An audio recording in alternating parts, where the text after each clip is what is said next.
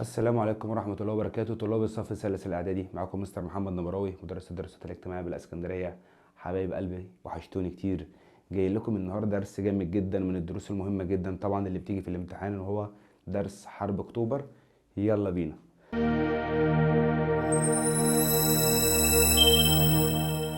خلي بالك حبيب قلبي، أنا أرجع للدرس اللي فات وأقول لحضرتك إن الدرس اللي فات كان عندي قرار اسمه 242، انهاء الحرب لمصر واسرائيل وانشاء مناطق منزوعه السلاح وي اخدنا الكلام ده الحصه اللي فاتت. النهارده هاجي اكلمك عن حرب اكتوبر واقول لحضرتك ان رفضت اسرائيل قرار مجلس الامن 242. حصل. ورفضنا يا مستر، ما رفضوا مبدأ السلام معانا. حصل. ولكن مصر لم تقبل بالنكسة اللي حصلت في حرب 67، ومرضوش يرجعوا لنا الأراضي بتاعتنا، ولا غزة ولا أردن ولا قدس ولا سيناء ولا السويس ولا جولان.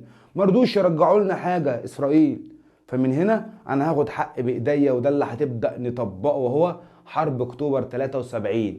كان مصر وسوريا ضد إسرائيل. بص يا حبيبي، لم تقبل مصر او رفضت اسرائيل النداء في قرار 242. ما سمعتش كلامنا اسرائيل، وقالت اللي احنا مش هنرجع قرار 242 ولا تنسحب من الاراضي التي احتلتها في حرب 67 اللي لسه قايل لك منها دلوقتي. والتصميم المصري السوري على ازاله النكسه، كنا عايزين نشيلوا النكسه اللي حصلت في 67. خلي بالك كان الهدف من حرب اكتوبر استرداد الاراضي اللي هم اخدوها مننا زي السيناء وهضبه الجولان.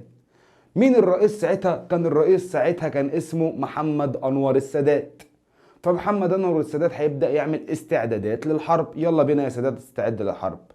هل دلوقتي أنا كرئيس محمد أنور السادات هخش حارب على طول؟ قال لي لا، لازم أعمل تجهيزات، استعدادات داخلية على المستوى الداخلي وعلى المستوى العربي والدولي اللي هو المستوى الخارجي. طيب، 2، هيبدأ يعمل إيه؟ أول حاجة هيبدأ يجهز. أول حاجة يرفع الرقابة على الصحف. رفع الرقابة على الصحف. 1، رفع الرقابة على الصحف. وهيبدأ يصدر دستور اسمه دستور 1971، فأنشأ دستور 71. 3، القضاء على مراكز القوة. هيشوف مراكز القوة هيبدأ يقضي عليها، والقضاء على مراكز القوة هي القضاء على مراكز القوة. وتجهيز جيش وتسليحه، بمعنى داخل حرب، هل دلوقتي مش هجهز جيش؟ لازم اجهز جيش. يلا بينا. عمل ايه؟ قال لي اول حاجه يا مستر محمد عملتها، عملت اول حاجه جهزت جيش وتسليحه. حلو. رفعت الرقابه على الصحف. طيب. انشأت دستور 71. جميل. القضاء على مراكز القوة. جهزت جيش والقضاء على مراكز القوة والغاء الحراسات والاجراءات المقيدة للحريات. اي حد بيقول حاجة ومكتوب مش عارف يتكلم يطلع يتكلم، مفيش موضوع بالنسبة لنا، احنا عندنا حرية. رفعت رقابة على الصحف. رفعت رقابة على الصحف وانشأت دستور 71 والقضاء على مراكز القوة، وجهزت جيش والغاء الحراسات والمقيدات، الغاء الحراسات والاجراءات المقيدة للحريات. كلام سهل اهو. ثم على الجبهة الخارجية او العربية هيبدأ يصفي الخلاف بين الدول العربية. هيروح لكل دولة عربية يسألهم في خلاف ما بينكم؟ طب يلا بينا نصفي الخلاف. فهيبدأ يصفي الخلاف بين الدول العربية للاستفادة من الموارد والإمكانيات المتاحة. صفى الخلاف بين الدول العربية. لا مثلا السعودية مثلا والجزائر متعاركين مع بعض، هيجيبهم ويصالحهم. ليه؟ عشان يستفاد بالموارد المتاحة. 2، الاستفادة بالموارد المتاحة. تعال ناخدوا بقى أحداث الحرب. أحداث الحرب دي قصة جميلة جدا جدا جدا. أعطى الرئيس محمد أنور السادات إشارة بدء الحرب. بدأت الحرب. فقام سلاح الطيران المصري بأول ضربة جوية ناجحة. قام سلاح الطيران المصري بأول ضربة جوية ناجحة. مين اللي طلع بسلاح الطيران؟ الرئيس الراحل محمد حسني مبارك. كان هو أول صاحب ضربة جوية ناجحة. يجي في الامتحان يقول لك من هو صاحب أول ضربة جوية ناجحة؟ محمد حسني مبارك. فقام سلاح الطيران محمد حسني مبارك بأول ضربة جوية ناجحة. وقامت المدافع المصرية بضرب ايه؟ بضرب المدافع على طول القناة. اللي هيترتب على كده ان انا قدرت ان انا احطم الخط اللي بيني وبين اسرائيل اسمه خط بارليف.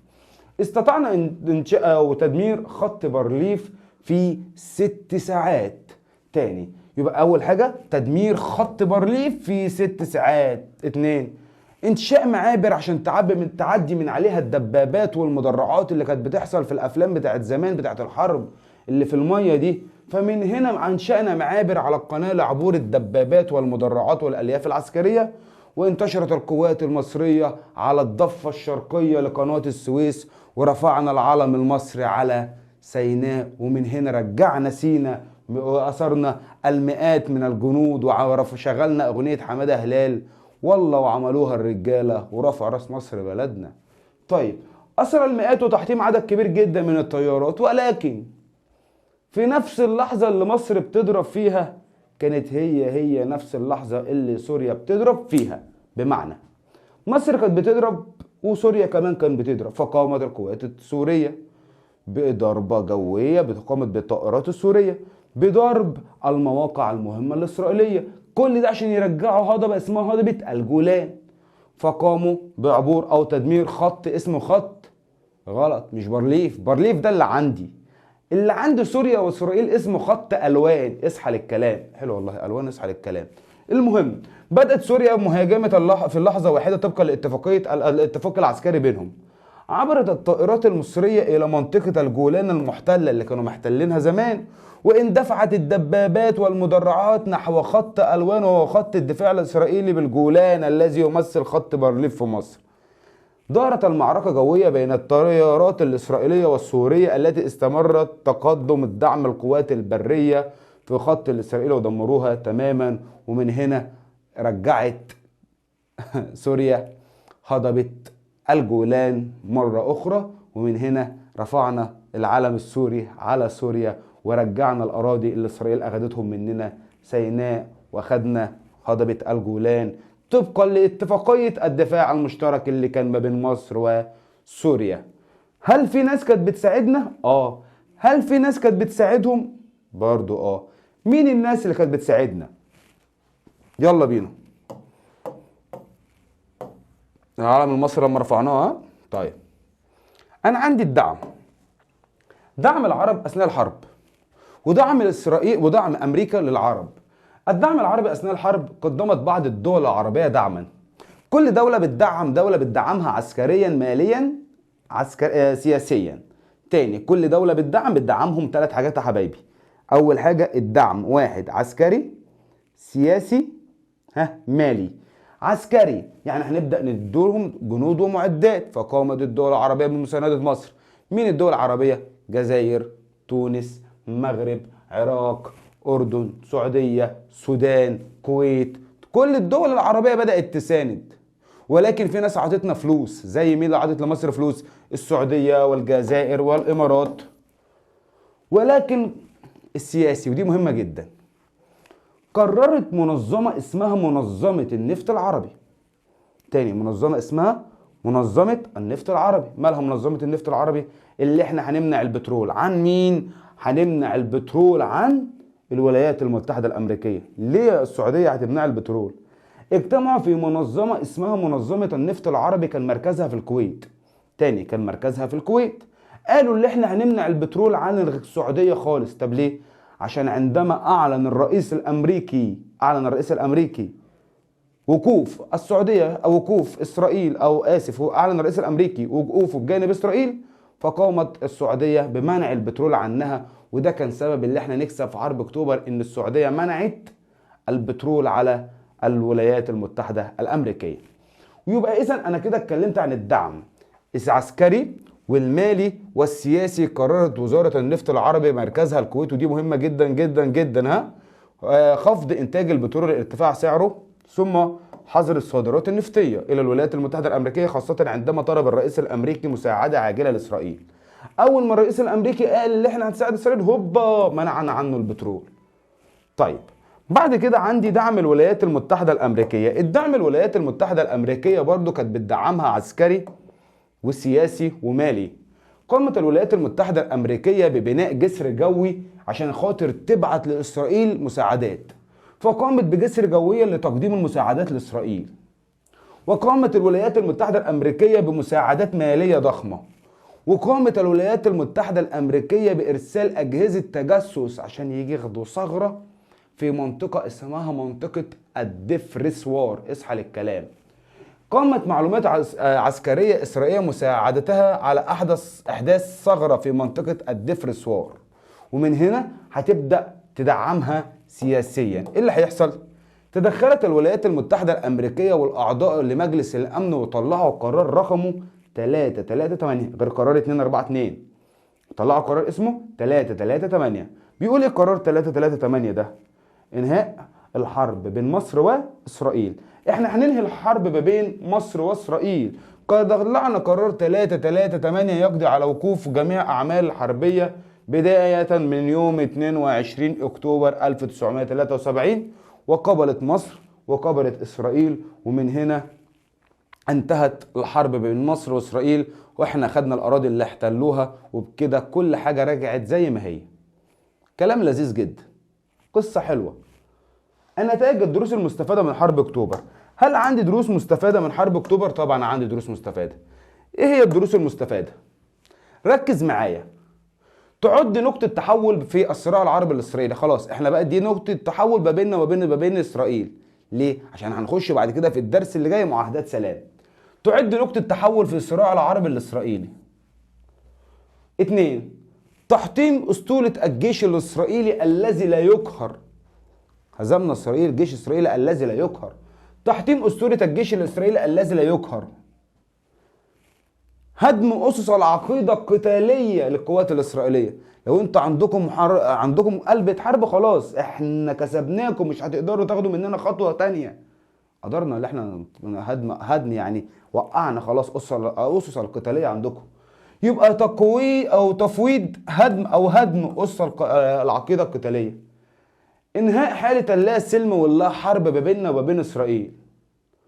ظهور اهميه سلاح اسمه سلاح النفط العربي. ظهر اهميه سلاح النفط العربي. الله، مين؟ السعوديه لما كانوا قاعدين في الكويت، لما منعوا البترول. أثرت حرب أكتوبر في العلاقات الإسرائيلية وبعض الدول المحبة للسلام في آسيا وأفريقيا. الله، تعد نقطة تحول ما بين العرب وإسرائيل. حصل.